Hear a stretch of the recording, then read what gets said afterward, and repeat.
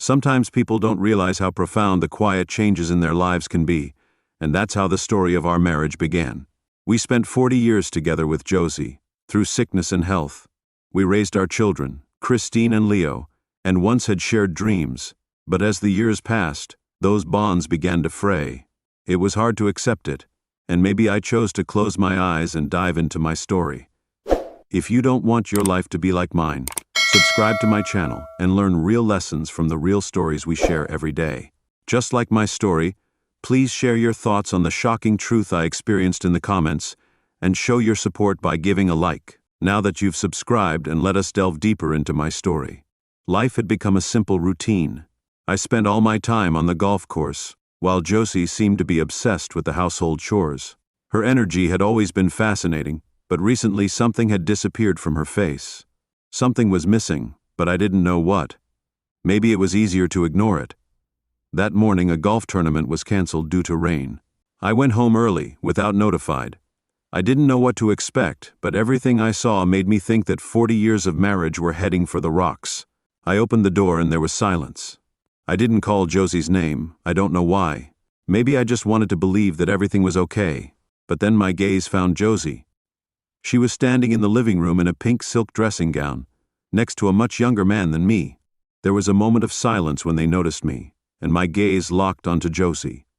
I remember every wrinkle on her face clearly, but at that moment I felt the woman I knew disappear and a stranger take her place. Josie came towards me with a smile on her face and tried to kiss me, but I recoiled. My heart broke. "Are you crazy, Josie?" I asked in a cold voice.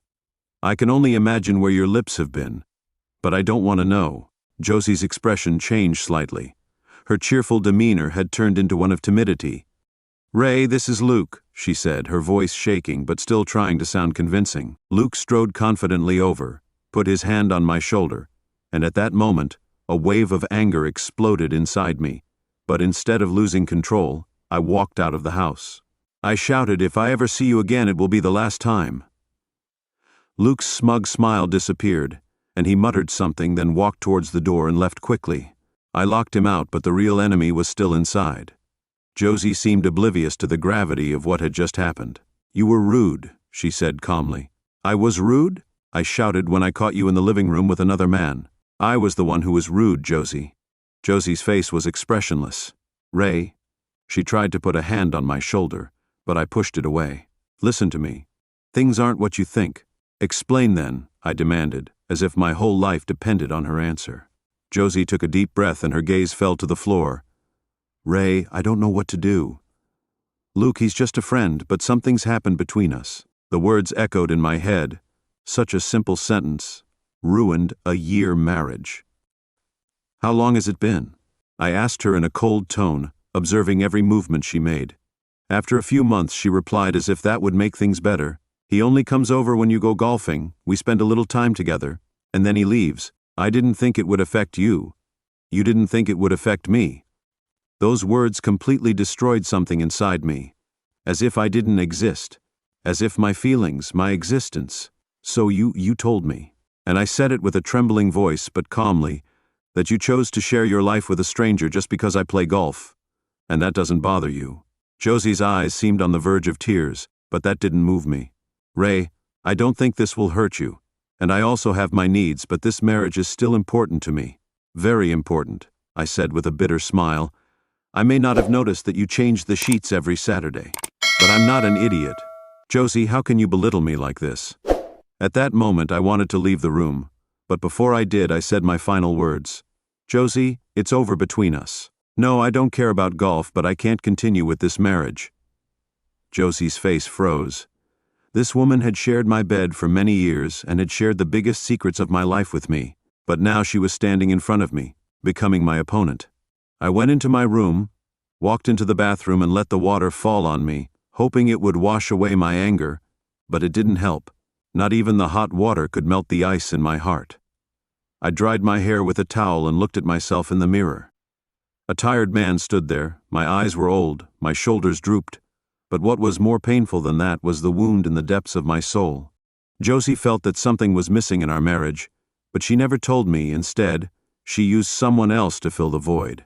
At that moment, I not only felt betrayed, but also felt that I no longer existed in Josie's eyes.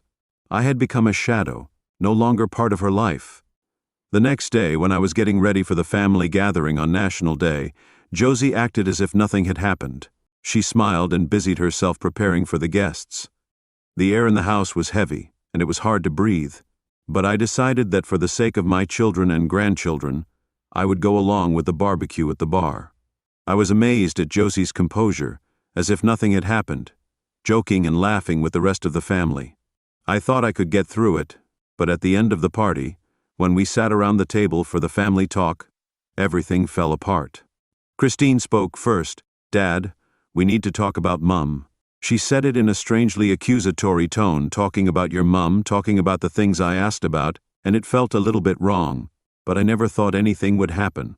Christine replied. Josie kept her head down and didn't say a word, but Christine continued, "Dad, don't you realize you're not meeting Mum's needs? Don't you want to make her happy?" I froze. At that moment, my eyes swept over each family member, and I felt betrayed more deeply than Josie had ever done. "Your family has turned its back on me." "You mean to tell me," I said, struggling. "You all knew your mother was cheating, and you did nothing about it," but their expressions said it all. Finally, Christian broke the silence. "Dad, Mum is happy, and you have to accept that." At that moment, I realized that I no longer existed in the eyes of my family. To them, I was just a problem. That night, sitting at the table with my family, I felt truly alone. The people I had devoted my life to were now standing in front of me like strangers. I had done my best to protect this family. I had worked overtime to send my children to the best schools and to give Josie a life where she didn't need to work, and now it was all gone. As I stood up from the table, a decision had been made in my heart. My love for Josie, my children, and even my grandchildren, had turned into a deep hurt that I could no longer bear. Josie came up to me and said, "Ray, please accept the fact that this is for the best, and probably for the best for you too." "For you too," I replied, "but for me, this marriage is over." Josie's smile disappeared and sadness came into her eyes, but she didn't try to stop me, because she knew that this betrayal was irreversible. That night, I thought long and hard about it, and decided that there was no point in continuing the marriage. In the eyes of my family, I had become a burden, no longer a part of their happiness, but an obstacle. The next morning, I woke up while Josie was still asleep. I left a letter on the table, grabbed a few of my belongings, and walked out the door. I didn't know where I was going, but wherever it was, I wanted to get away from this life. After distancing myself from Josie and my family, I began to rebuild myself. I used to live for other people. Now it was my turn. With the help of an old friend I met at the golf course, I moved to a small coastal town. No one knew me here. I was on my own, but not alone. One of my colleagues, Deborah, had worked with me for years, always treated me with respect, and had been there for me along the way, while Josie had ignored me. Deborah understood me, listened to my heart, and our bond grew stronger. When I left, Josie thought she had everything under control, but things didn't go according to plan.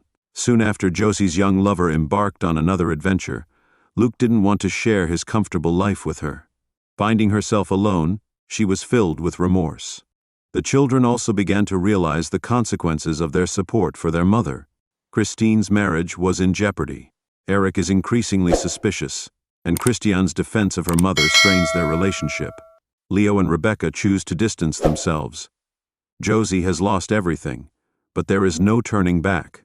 It still hurts to remember how Josie destroyed our marriage and how my family turned their backs on me. But in this new life, I have found a happy time every morning. Deborah and I take long walks on the beach, our laughter mingling with the sound of the waves. Josie took everything from me, but she also helped me find myself. Now I'm free from the burden of the past and can focus on the future, a future that has no place for Josie in the betrayal of my family. Maybe this is the real lesson in life. If some people choose not to stand by your happiness, you have to create it yourself.